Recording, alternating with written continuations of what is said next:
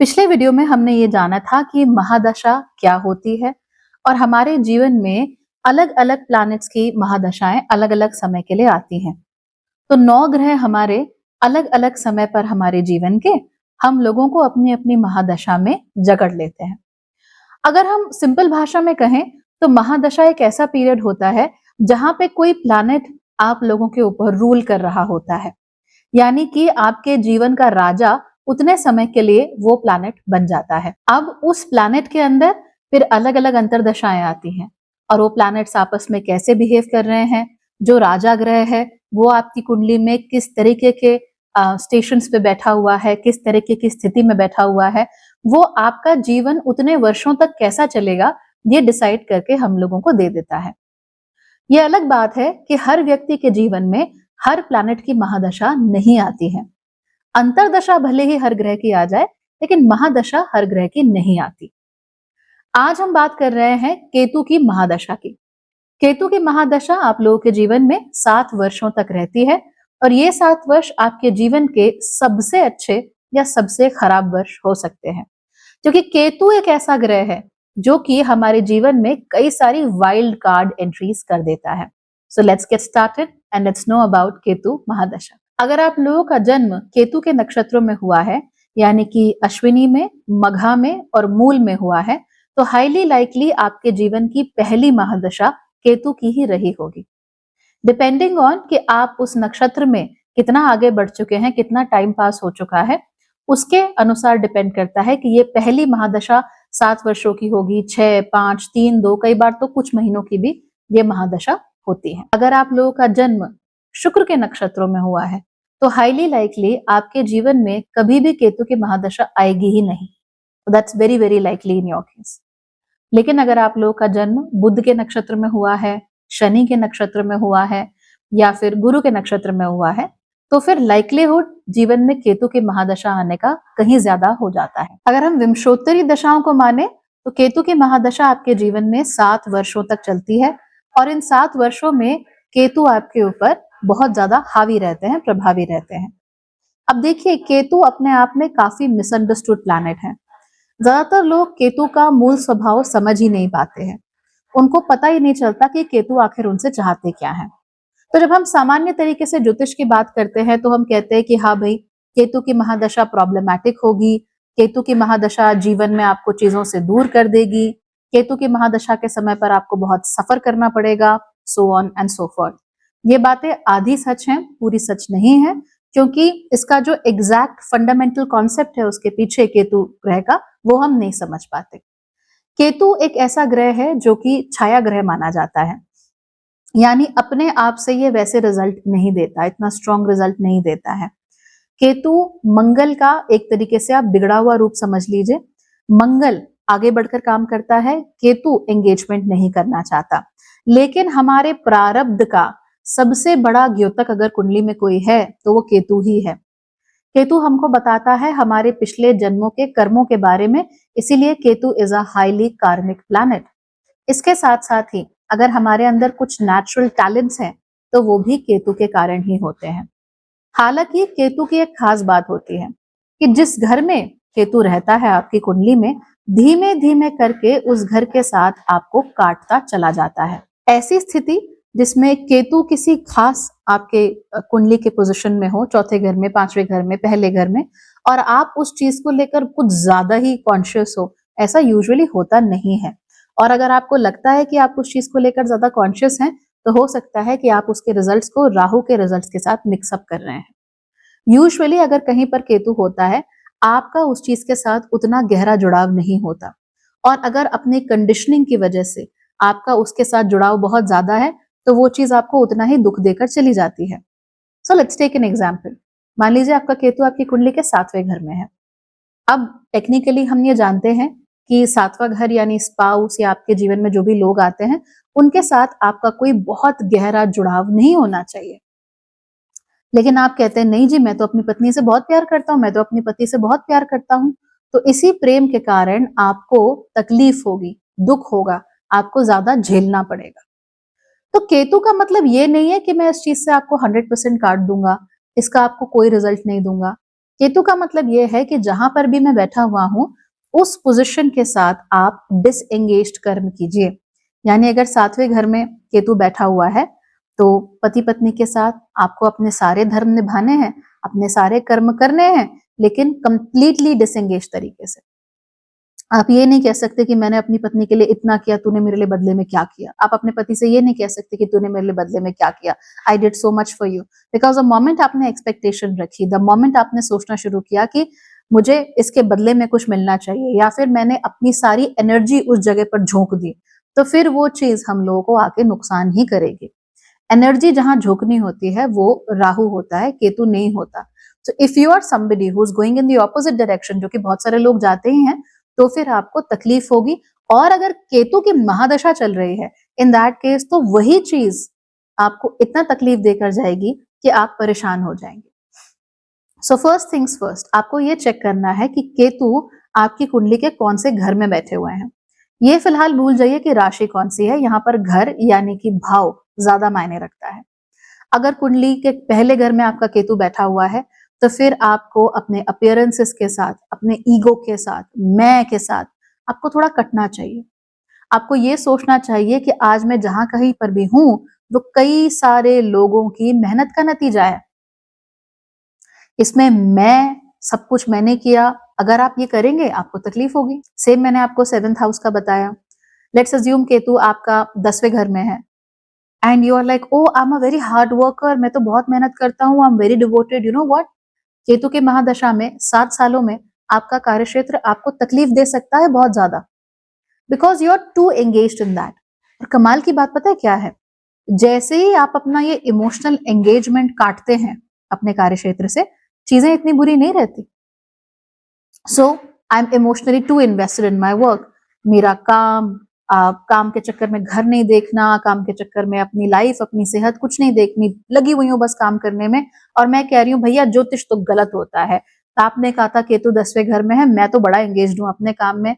Wait wait a while, you will get to know कि उस जगह पर इतना ज्यादा एंगेजमेंट कभी जरूरी था ही नहीं।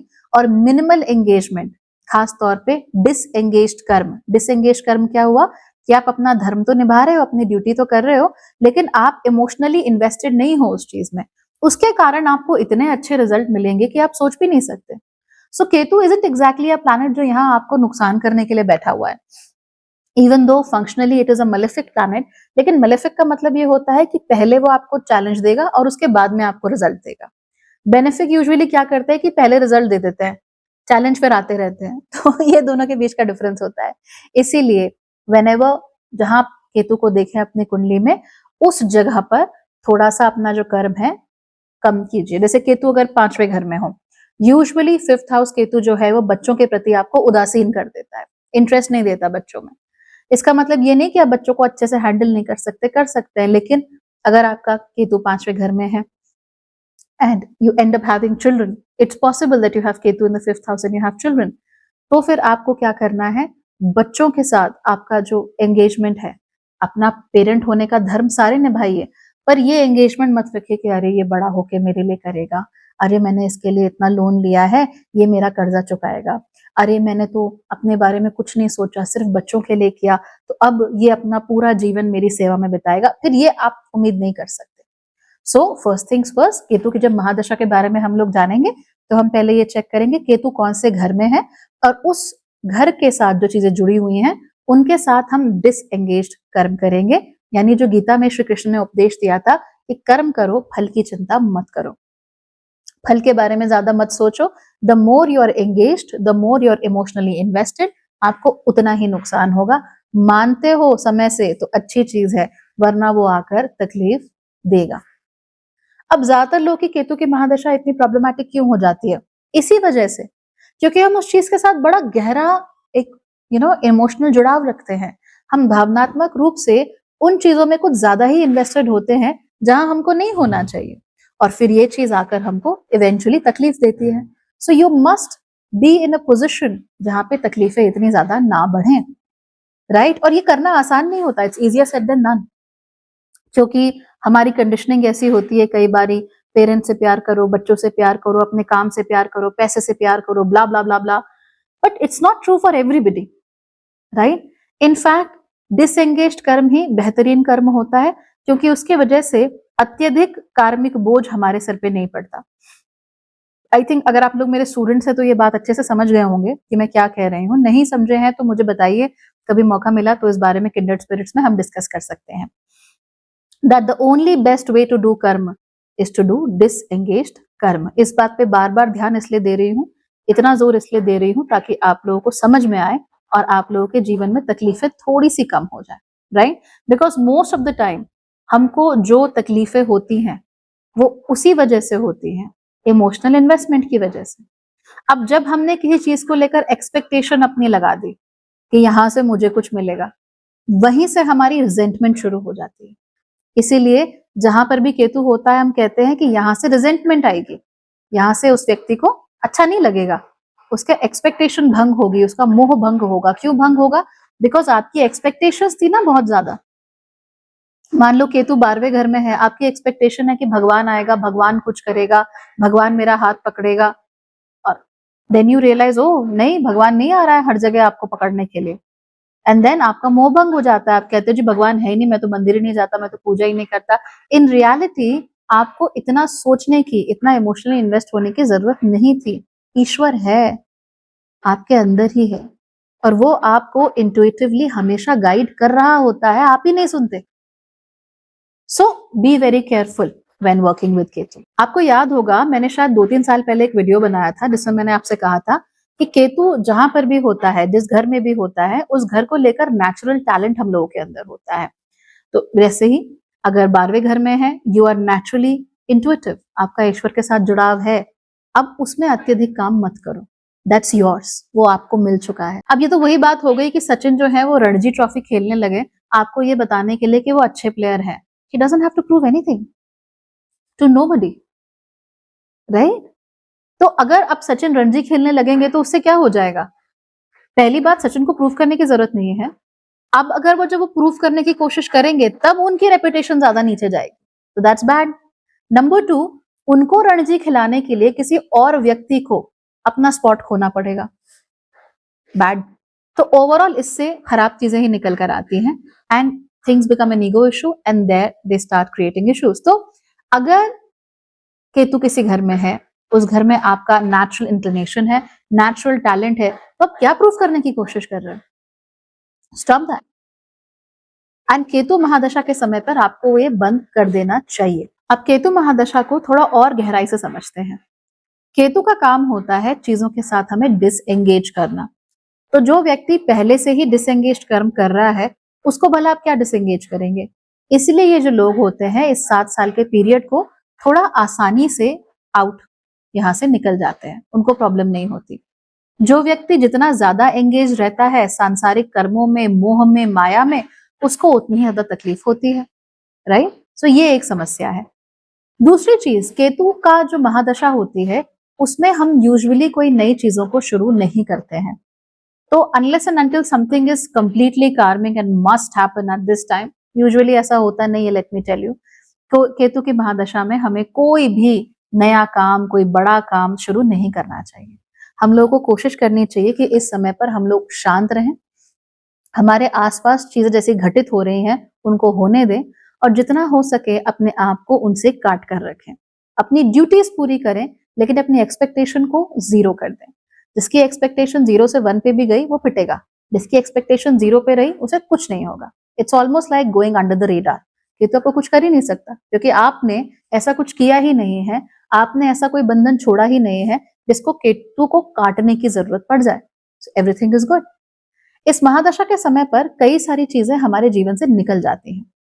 कौन सी चीजें हमारे जीवन से निकलती हैं? नाउ रिमेंबर, ये जो समय है ना, it's a self correcting mechanism. I tell this to my students all the time.